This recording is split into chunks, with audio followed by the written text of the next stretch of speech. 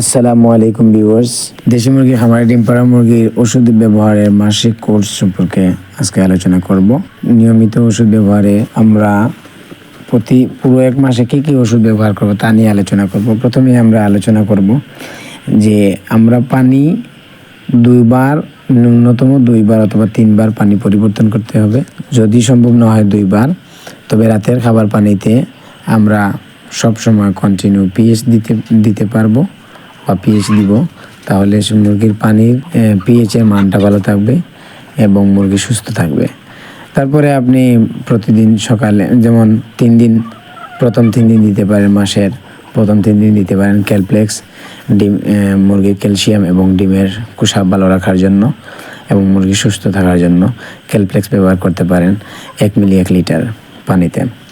তারপরে আপনার 3 দিন খাওয়ানোর পর পরবর্তী 3 দিন আপনি অ্যামাইনোভেট ব্যবহার করতে পারেন 1 মিলি 3 লিটার পানিতে, এটিও।